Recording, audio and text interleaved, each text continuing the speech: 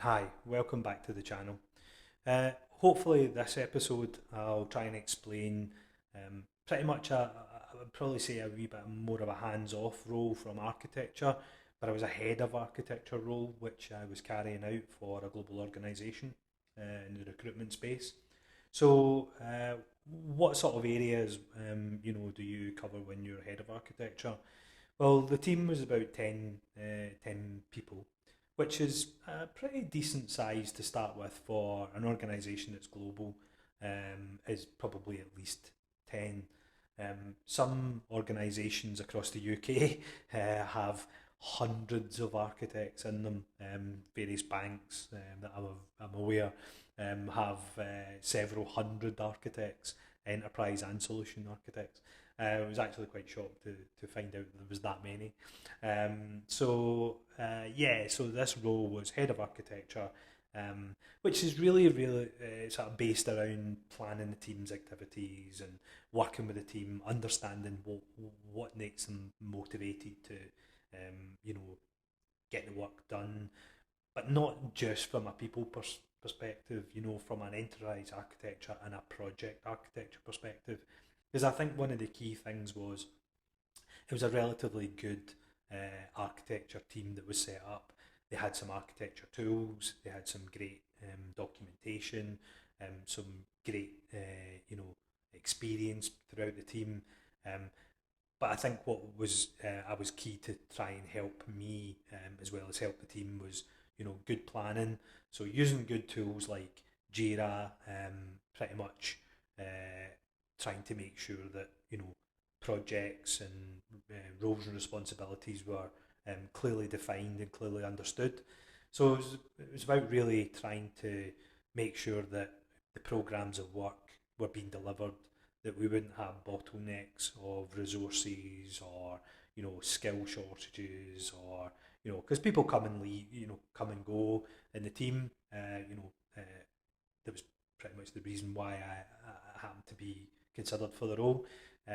So the current head of architecture had recommended me to take over with the role, and that was great because it was supported well by the team, being a good peer set of peers.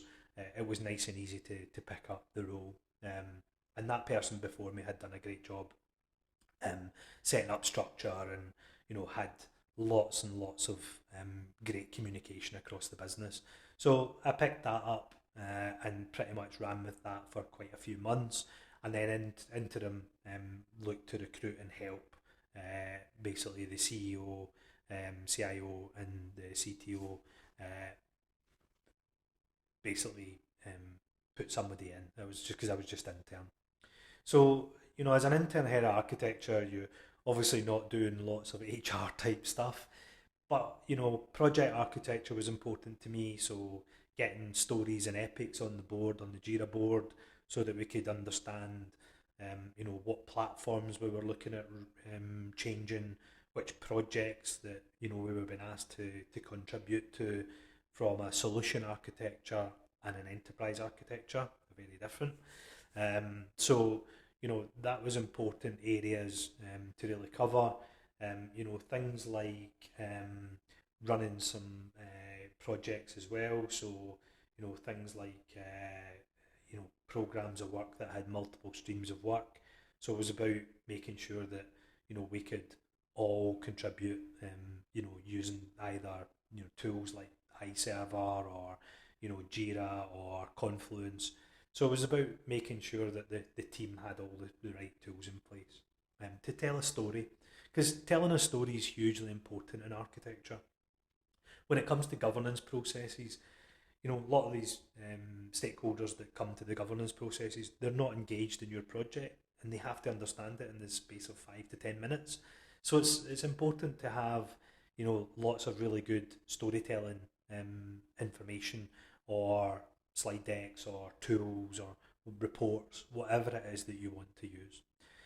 So one of the key things there was helping the teams build out capabilities. So, getting that technical capability model, getting a technology reference model, understanding what tech debt the estate has. but more closely working with the CIO to understand what do they want, what are they telling the board that they're going to deliver, and then making sure that the enterprise architecture team is delivering that into the CIO or the COO. Um, so those things are pretty key from a head of architecture perspective. Um, and the thing is trying to explain that, not in a bad way, but just trying to convey that down to all the rest of the members of the team, but still making sure that everybody's happy doing what they're doing. It aligns to their skill sets.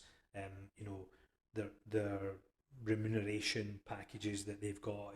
Doesn't they don't feel that they're doing too much or doing too little, or all that for that type of role within the company. Um, so I guess really, things like that are kind of really where what head of architecture is. Um, it's lots of other things too, but running things like a target operating model, or you might hear people call it a TOM. So target operating model could be how does the business want to actually operate over 3 or 5 years. So it's about refreshing that every year or every 2 years, looking at the business technical domains, architecture sort of domains, looking at technology, business, data, apps, and tech, and then making sure that those roadmaps for those manage and line up to the target operating model. So that's kind of head of architecture as a job.